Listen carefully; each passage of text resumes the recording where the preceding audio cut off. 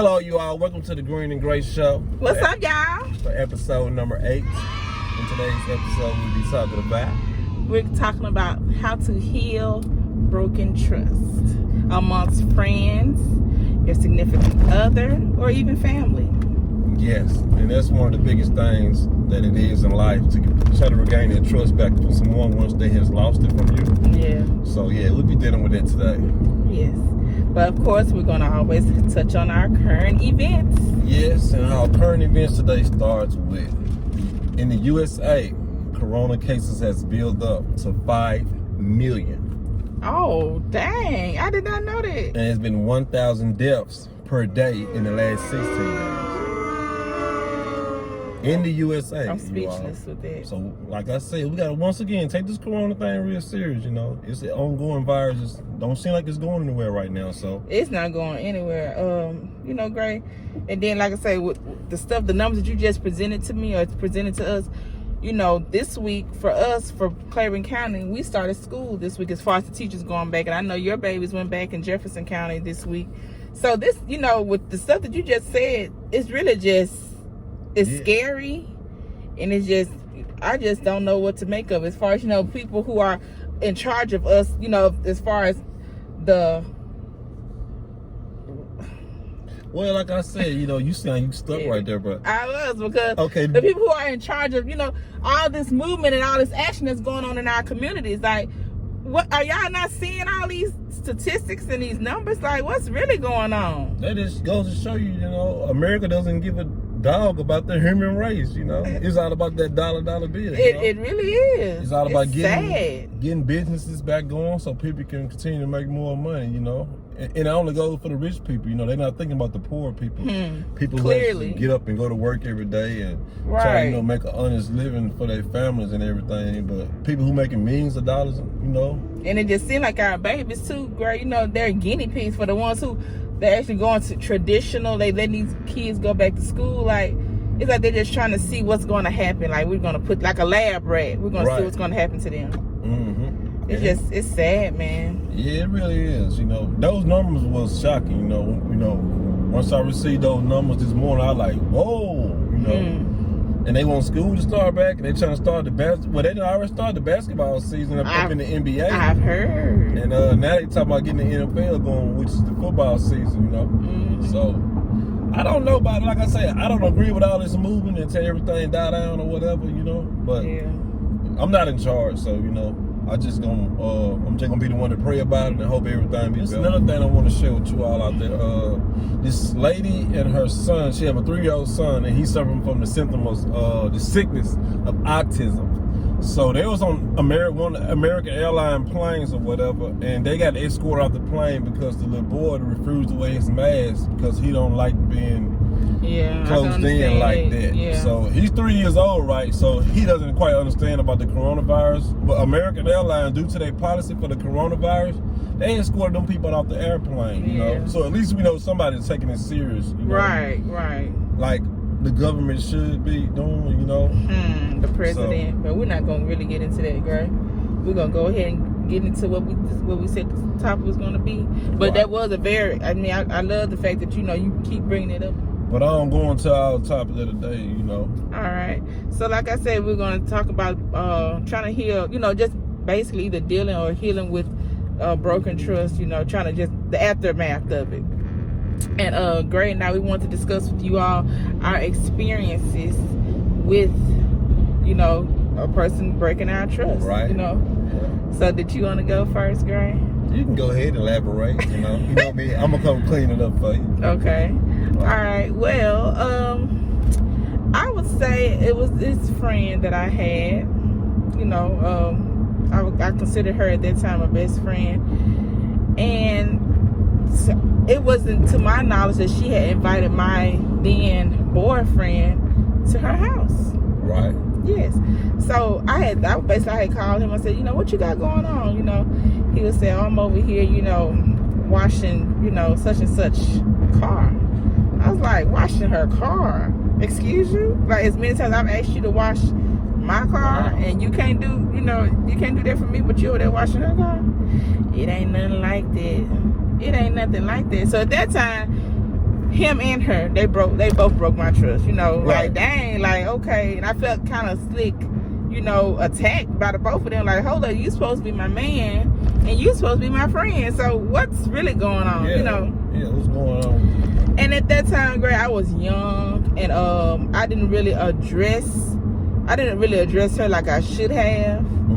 But you know, I got onto his tail about it, because at the end of the day, you know you're with me, and Yeah, while you watching her car. exactly, Yeah. that's a no-go. So, you know, with that was my experience dealing with somebody breaking my trust. Yeah. And we're gonna talk about the next steps after he discusses his experience of broken trust. Oh, I had like a similar thing too. I was dating this female, you know, and we started off real good, like our relationships do. You know what I'm saying? We can't edit that out. Our relationship starts off good. So, you know, we were going places and things. We were going out to eat. I even met her mom, you know, my mother and my sister and my brothers. You know, we had a good time, you know. Right. And like 5 or 6 months down the line, maybe it was 8 or 9 months down the line, you know, she kind of started changing or whatever.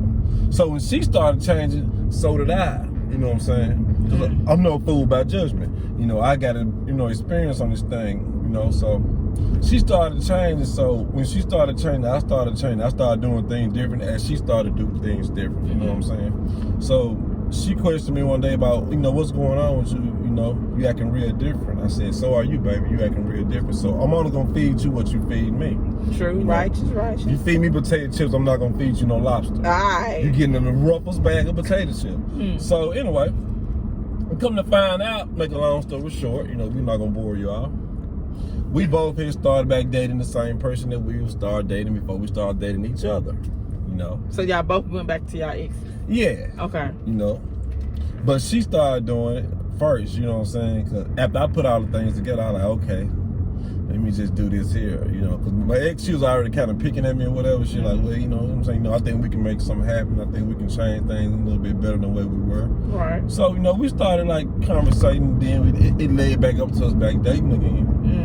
So, you know, to close that out on that part right there, to get to the next topic. Well, not the next topic, but the next blog on it. Right. You know, then what happened? the next bullet up, we should say. Bullet.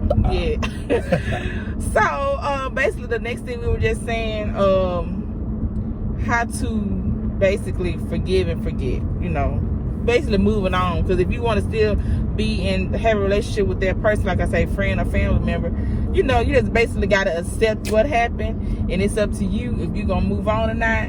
And when you do move on, you gotta don't bring it up. I know it's hard to bring up certain things or, you know, situations, but if you want to move past it, do not look in the rearview mirror. That's my main motto. Like, if you're trying to move on, don't look in the rearview mirror of the past. You go drive forward. Right. You need to be focused on what's ahead of you. Exactly. You know what I'm saying? Don't go backwards and stuff, because after I went backwards with that, it didn't work. You know what I'm saying? It's still, I had the same results that I had the first time I was with her. Really? Oh, wow. Yeah, it was the same results or whatever. You know what I'm saying? Okay. Like I say, you know, people do things and things happen. You know what I'm saying? But try not to go backwards, like you said. Don't stand in the rearview mirror. Focus on that windshield. Hello.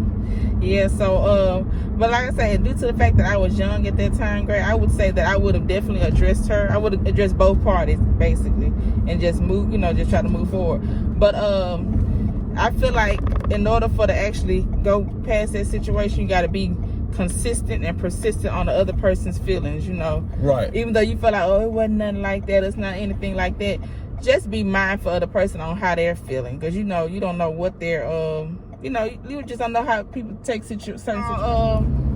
I basically discussed on how I feel like you need to forgive and let go on certain situations, and I'm gonna turn it over to Gray. Yeah, you know, I forgave her, you know what I'm saying, and I let it go. You know, it was easy for me to let it go because my heart wasn't with her no more. You know, once your heart not with a person no more, it's easy to kind of move on. But when you suffering from depression of love from somebody, it's hard to let them go. You know, but still now, you know, we still talk to this day. You know, she'll holler at me every now and then. I holler at her every now and then. Like I say, you know, I forgave her, you know, because she started it first, you know, but I was childish enough to go behind her and do the same thing, you know, with my ex, you know what I'm saying, after finding out about what she had did to me with her ex. But, yeah, you know, you just got to let stuff go. Pray to God about it and keep on moving, you know. Don't be stuck in your past trying to build a future. It's not gonna happen. That's true. You know? They do what your heart desires. Yes, keep on moving. Listen to your heart. Keep on moving, you know. Mm-hmm. Just make sure you're ready to move too. Right, because sometimes you still be, like I said, sometimes it's hard to shake stuff off you all, but like I say, if you want something to work, go for it. Yeah, you got to go for it. And pray. Oh, prayer is the number one thing Right. about it, you know. Pray to God about it. It's the only way a relationship gonna be stable, you know. Relationships are not perfect, but when you got prayer involved in it and you all going to church together, you all praying together, Church. it's gonna be good somewhere down the line. You're gonna see It's gonna pay off. Yeah. Mm-hmm. You're gonna see the dividends it's gonna bring out at the end, you know. The dividends. So I like that. Yeah, don't be scared to pray, because God still is number one at all times. And He's listening. So just because He don't, just because stuff don't happen at the time that you want it, be patient. Yes, Mm-hmm. be patient. And moving on, for the last and not least, but you gotta be genuine. Be genuine towards your ex. Be genuine Not towards to the ex, but your whoever. friends. Yeah. Whoever it may be, you know what I'm Right. saying? It's like ex, you don't deal with them no more. So whether it's family members, it's ex-boyfriend or girlfriend, ex-wife, ex-whatever. If you're not dealing with a person no more, they are your ex. Now, Well, that's true. But I was, I was coming from like healing from the, if a person, your relationship, your boyfriend, girlfriend, they hurt you, or your family member hurt you. I'm talking about maintaining still a relationship after their healing. Oh yeah. Yeah. So. Yeah, that's cool too. Yeah. I have a great relationship with my oldest two daughters' mother. Me and her. Over the years, when we first broke up, it was all salty, it was all drama. Mm-hmm. But now, we have grown up so much. We the same age. You know what I'm saying? But we get along good. It's called maturity. It's called maturity. But like I said, we get along good though. It ain't no more animosity. And it shouldn't be disrespectful for the kids' sake. Yeah, for the kids' sake, You got to get along with people, whether you all together or not, At least try to, because everybody not going to be for you nowhere. That's true.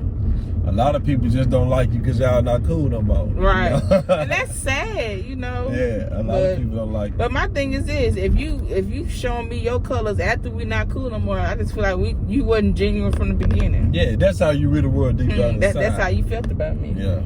That's how I feel about it too. Yeah. Because you're not with me. Like I say, you don't have to be with a person to get along with them. Yeah, that's true. Like me and my ex, we holler at each other every now and again. It's no hard feelings towards one another. We just knew we didn't mesh well. Yeah, things just didn't work out,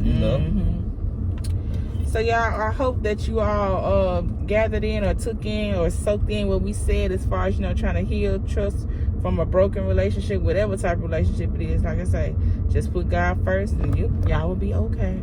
Yes, indeed. I always put God first, you know what I'm saying? And try to be the bigger person, too. Right. Please try to be the bigger person. Because a lot of people, like I said, they hold animosity. But what if maybe you always get into little riffs or raps with this certain person or this person, and you always got to be the first person to reach out, like being a bigger person? Like, what happened? What you think about that? Well, me, if I was going through something like that, I'll cut that person off for good. I would have no communication with them at all. Because if a person always got drama with you every time y'all talking or every time y'all trying to communicate, you don't need to be talking to them. You the fool for talking to them. Right. You know what I'm saying? Because you don't have to talk to nobody if you don't want to.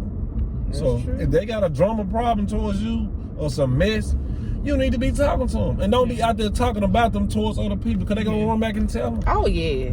And that's going to lead to more drama. Exactly. The mess. People love the mess, honey. Yeah, so don't entertain no BS. Try to be level-headed. You know what I'm saying? Try to keep it straight-headed, and keep God first. Right. Don't entertain no mess, because mess don't lead to nothing. Okay. It never did. Well, y'all, that's all that we got for you all today. We are going to wrap it up here. Episode number 8. And we hope y'all enjoy it. We got 2 more episodes for this season. And for the ones who has constantly tuned in, we appreciate you all. Most definitely. And, for riding with us, man, Yeah. And so, like I say, on that note, we are out. Peace, y'all. And don't forget to subscribe. And like. All right. And what's the other S?